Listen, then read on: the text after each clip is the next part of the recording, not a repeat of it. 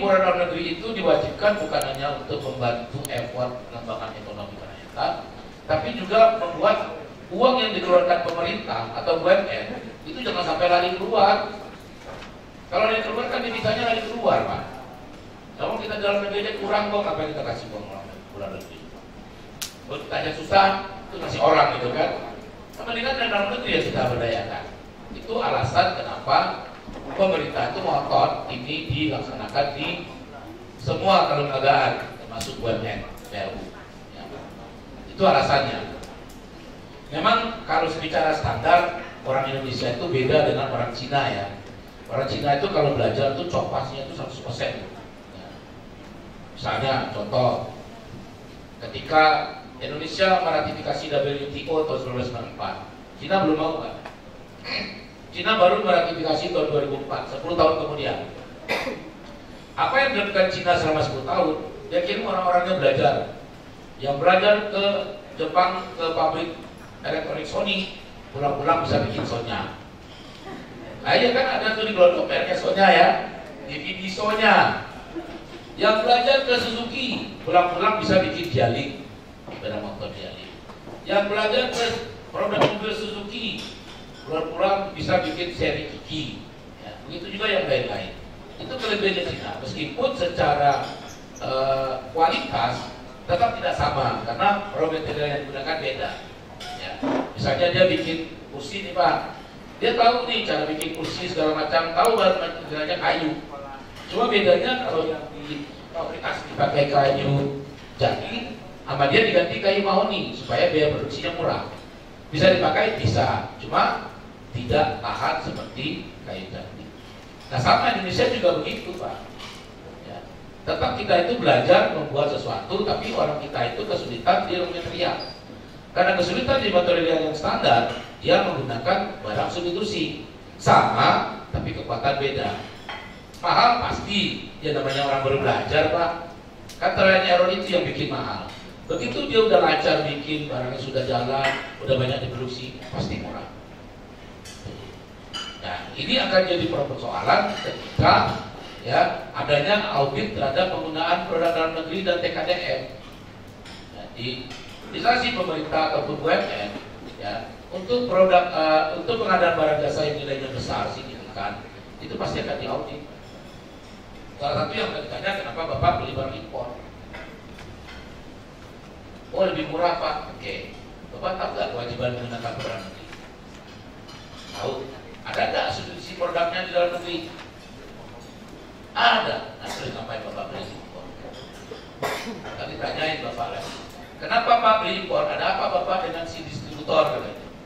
Ada apa dengan cinta? Nah, kan kalau auditor kan banyak bertanya, memang menjawab. Kita yang mesti jawab kan. Nah, hal seperti itu harus diperhatikan Pak, karena itu akan menjadi beban Bapak setiap 2 tahun kalau di BUMN. Kalau di instansi pemerintah setiap tahun. Ya. Sekarang juga orang BPK saya sudah mulai banyak belajar KDN. Satu mereka mulai sama Pak, mereka belajar yang sama, cara ngitung segala macam sama. Dan itu ketika mereka mengaplikasikan dalam bentuk pengawasan, dalam bentuk pemeriksaan, nah dia akan tanya, Bapak ngitungnya sama nggak dengan rumus ini? Ini rumus bukan saya yang bikin loh Pak ya, ini rumus pemerintah yang bikin. Ya. Cuma kebetulan aja sosialisasinya sampai saat sekarang belum maksimal. Nah ini yang kakak ya. Sampai sini kita lanjutkan. Ya, silakan ibu-ibu dulu. Silakan. Ya, bentar Bu, biar yang lain dengar Bu. Nah, giliran ibu-ibu. Tadi bapak-bapak terus. Ya.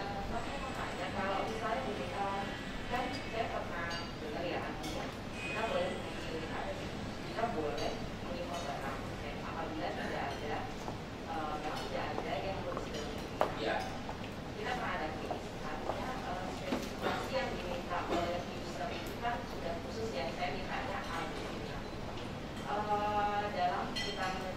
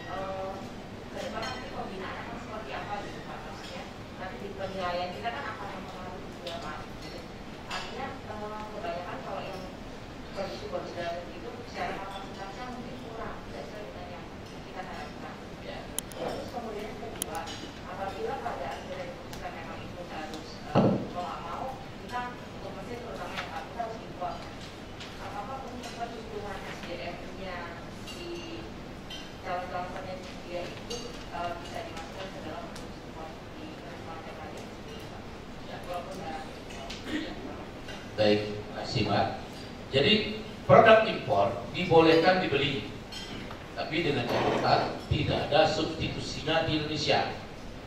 Kalau masih ada substitusinya, maka mau tak mau suka tak suka harus beli yang di Indonesia.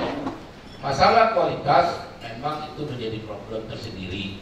Tapi seperti saya sampaikan tadi pada pertanyaan dari Dasar Cipta, ya, bahwa itu bisa disiasati, salah satunya dengan cara memanjangkan masa pemeliharaan atau perawatan, sehingga si bersangkutan, si penyedia wajib bertanggung jawab terhadap produk yang dia jual ke kita selama beberapa waktu tertentu, sehingga value for money-nya juga ketemu. Ya.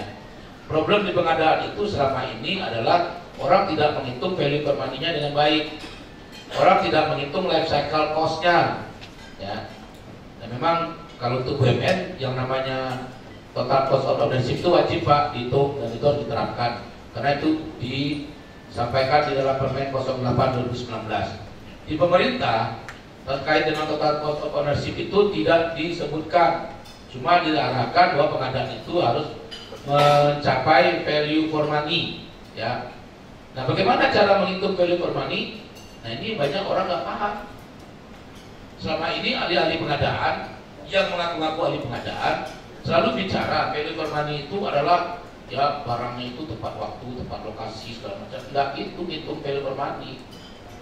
Value for money itu hitungnya salah satunya dengan menggunakan, kalau di barang itu total cost of ownership, ya. Kalau di jasa cost breakdown structure. Jadi orang itu euforianya itu luar biasa. Value for money, value for money. Cara hitungnya di mana? Siapa yang menerapkan value for money pertama kali? Nggak tahu. Nah, jadi terkait dengan kondisi tadi, di mana kalau beli barang lokal tidak bagus, maka dihitung TCO-nya lebih dulu, ya, total cost ownership-nya. Dari situ ketahuan kelemahannya ada di mana. Dari kelemahan itu kita lakukan perbaikan di dalam KK, ya. Speknya sudah jelas, tapi dalam KK kan kita bisa minta jaminan garansi produk. Garansi produk itu kan nggak harus 1 tahun, bisa lebih, ya. Orang kita beli laptop saja kalau mau garansinya 3 tahun, tinggal nambahin yang 2 tahun, bayar aja lebih. Tapi setelah 3 tahun kalau ada kerusakan, kita langsung diperbaiki, langsung diganti. Ya. Nah, ini teknik dalam membuat KK. Ya. Jadi ini sebenarnya bukan tugasnya unit pengadaan, tapi tugasnya user. Usernya harus paham. Kalau saya beli barang seperti ini, ya risikonya seperti apa? Resikonya barangnya itu mungkin 1 tahun 2 tahun pemakaian rusak. Nah, supaya nggak rusak gimana? Ya, karena banyak juga produk-produk seperti misalnya barang-barang dari China yang bagus dan tahan lama. Kuncinya di mana? Di perawatan. Jadi perawatannya yang harus dimaksimalkan. Butuh biaya, mungkin butuh biaya. Tapi di situ kan bisa kita negosiasikan dengan si penyedia. Nah, yang kedua terkait dengan tenaga kerja. Tenaga kerja memang dihitung sebagai bagian dari TKDN. Nanti ada rumusnya. Kita belum sampai ke sana aja. Ya. Jadi nggak usah khawatir, itu bisa dihitung dan itu bisa dijadikan dasar ketika kita diaudit. Ya. Kita belum sampai ke topik itu, belum sampai ke menghitungnya. Ya, silakan Mas, yang ujung. Terima kasih Pak.